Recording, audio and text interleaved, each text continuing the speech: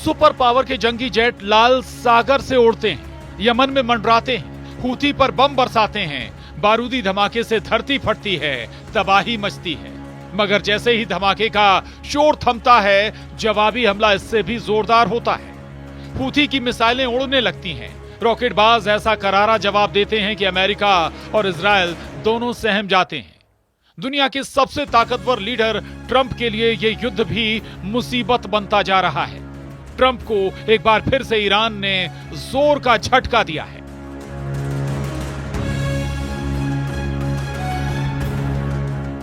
एक तरफ America Iran समर्थक हूथी लड़ाकों पर बमबारी रोक नहीं रहा, दूसरी तरफ ईरान की बर्बादी का प्लान सुनकर ईरान युद्ध के मूड में आ गया है। यूएस एयरफोर्स ने ईरान पर एटमी प्रोग्राम को लेकर डील का प्रेशर बनाने के लिए हूथी लड़ाकों पर हमले जारी रखे हुए हैं। अमेरिकी सेना की सेंट्रल कमांड ने यमन की राजधानी सना पर हवाई हमले का वीडियो रिलीज किया है। मीडिया रिपोर्ट्स के मुताबिक अमेरिकी हमले में 69 लड़ाके मारे गए। ट्रंप ने नेतन्याहू से मुलाकात में साफ किया है कि ईरान अब बेहद खतरनाक हो चुका है। अगर ईरान ने एटमी डील नहीं की तो हालात परमाणु युद्ध तक के बन सकते हैं, जिसके बाद ईरान ही नहीं खाड़ी के कई मुल्क खाक में मिल सकते हैं। ट्रंप ने दावा किया है कि ईरान को एटमी डील के लिए वो मजबूर कर देंगे।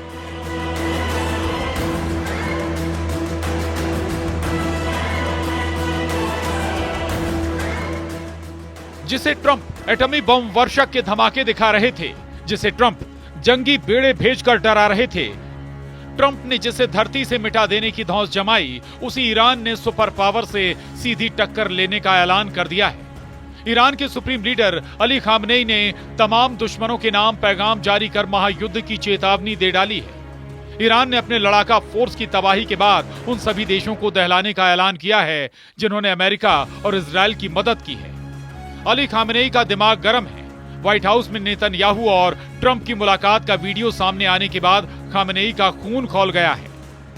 ट्रंप नेतन्याहू की सीक्रेट मीटिंग की डिटेल ने ईरान को युद्ध के लिए भड़का दिया है। नेतन्याहू के साथ मुलाकात के दौरान ट्रंप ने एक ऐसी बात कह दी जिससे बातचीत के बजाय युद्ध का माहौल बन गया है। अमेरिकी राष्ट्रपति डोनाल्ड ट्रंप कहते हैं, हमारी ईरान के साथ सीधी बातचीत करने की शुरुआत हो चुकी है। ये शनिवार को शुरू होगी। हमारी एक बहुत बड़ी बैठक है और हम देखेंगे कि क्या हो सकता है। और मुझे लगता है कि हर कोई इस बात पर सहमत है कि सख्ती करने की तुलना में सौदा करना बेहतर होगा।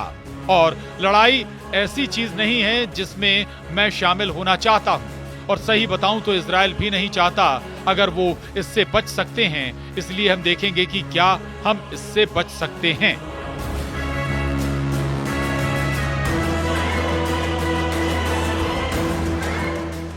दरअसल ट्रंप ने क्लियर कट कहा है कि ईरान को किसी भी कीमत पर एटम बम नहीं बनाने दिए जाएंगे, जबकि ईरान है कि परमाणु हथियारों के कारखाने बंद नहीं कर रहा। ईरान न्यूक्लियर प्रोग्राम पर ट्रंप से बातचीत के लिए भी अपनी शर्तों पर तैयार हुआ है।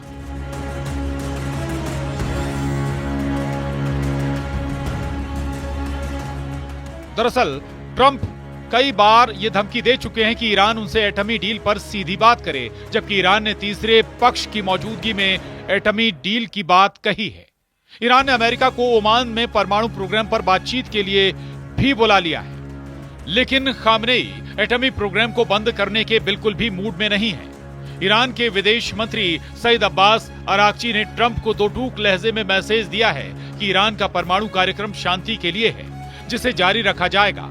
तो फिर ओमान में होने जा रही अमेरिका ईरान की मीटिंग में क्या होगा, जिसके लिए दोनों देशों ने हामी भरी है। ईरान के विदेश मंत्री ने सोशल प्लेटफॉर्म पर मैसेज देकर कहा है कि गेंद ट्रंप के पाले में है। तय उन्हें करना है कि युद्ध होगा या फिर शांति बहाली होगी। वही ईरान के अचानक आक्रामक रुख अपनाने की वजह यमन में अमेरिका को मिली नाकामी मानी जा रही है। 15 मार्च से अमेरिका ने यमन में हूथी लड़ाकों पर बमबारी शुरू की। पहले जंगी जेट और फिर एटमी बम वर्षक से बारूद बरसाकर ट्रंप ने हूथी लड़ाकों का सफाया किया। हालांकि 3 हफ्ते से ज्यादा चले हमले में अमेरिका को हासिल कुछ नहीं हुआ। हूथी लड़ाकों ने जवाबी हमलों में अमेरिका इजराइल को दहला रखा है। लाल सागर में अब भी अमेरिका के जहाज सलामत नहीं है। हूथी की मिसाइलों ने इजराइल और अमेरिका के ड्रोन और मिसाइलों को तबाह कर डाला है। जबकि हूथी से लड़ाई में अमेरिका के $1 अरब से ज्यादा रकम अभी तक बर्बाद हो चुकी है। वहीं अमेरिका ने हूथी के खिलाफ ऑपरेशन में अपने 6 परमाणु बम, वर्षक और 2 जंगी बेड़े लगा रखे हैं। तो वहीं अमेरिका दावा कर रहा है कि अब तक हूथी के 80 टॉप कमांडर मारे जा चुके हैं। वहीं हालांकि हकीकत में अब तक Houthi chief Abdul Malik Houthi को अमेरिका छू तक नहीं पाया है। तो हूथी चीफ की बात तो दूर है, सुपर पावर के हाथ अब तक हूथी प्रवक्ता याह्या सिर्री भी नहीं लगा है। असलियत में अमेरिका को हवाई हमले में कुछ खास कामयाबी नहीं मिली है, जिसे देखते हुए ईरान भी अटैक मोड में आ चुका है। सुप्रीम लीडर अली खामेनेई ने तो अमेरिका से दोस्ती निभाने वाले 7 मुसलमान देशों के लिए धमकी भरा पैगाम भेज दिया है। एक रिपोर्ट की माने तो ईरान ने इराक, कुवैत, संयुक्त अरब अमीरात, कतर, तुर्की और बहरीन को संदेश भेज दिया है। ईरान ने कहा है कि अगर ये देश अमेरिका को अपनी जमीन या हवाई क्षेत्र इस्तेमाल करने की इजाजत देते हैं तो ईरान इसे अपने खिलाफ युद्ध मानेगा। खामनेई के मैसेज से यह भी साफ है कि ईरान युद्ध के लिए तैयार हो चुका है। पड़ोसी देशों ने अमेरिका की मदद नहीं की तो ईरान सुपर पावर को युद्ध हरा भी सकता है। जबकि खामनेई अच्छी तरह जानते हैं कि तुर्की को छोड़ सभी देश अमेरिका के पक्के दोस्त हैं, लेकिन एर्दोआन वो लीडर हैं जहां फायदा दिखेगा उसी खेमे में खड़े दिखेंगे। इसलिए ईरान ने तुर्की को पहले ही वार्निंग दे दी है। मगर संयुक्त सेनाओं के आगे ईरान कैसे टिकेगा? ईरान की सीक्रेट पावर क्या है? नेतन्याहू ने जो प्लान ट्रंप को सुझाया है, अगर वो लागू हुआ तो ईरान को भारी नुकसान हो सकता है। नेतन्याहू ने ईरान पर लीबिया मॉडल लगाने का आइडिया ट्रंप को दिया है। वहीं लीबिया ने साल 2003 में अपने एटॉमिक प्रोग्राम खत्म कर दिए थे। लीबिया के न्यूक्लियर उपकरणों को दूसरे देश में भेज दिया गया था और असल में लीबिया के न्यूक्लियर प्रोग्राम की शुरुआत होती उससे पहले ही तालाबंदी करवा दी गई थी।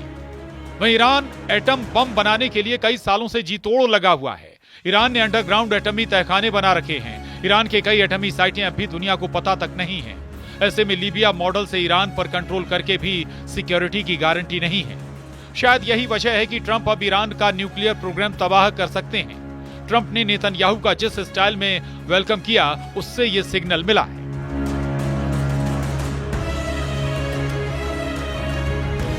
जबकि व्हाइट हाउस में जब नेतन्याहू की अगवानी करने ट्रंप पहुंचे थे तो उन्होंने अपना मुक्का दिखाया था, जिसे दुश्मनों को कुचल डालने का ट्रंप स्टाइल कहा जा रहा है। ट्रंप गाजा का हाल दिखाकर ईरान को सरेंडर करने को कह रहे हैं। ट्रंप ने दावा किया है कि गाजा युद्ध किसी भी दिन खत्म हो सकता है।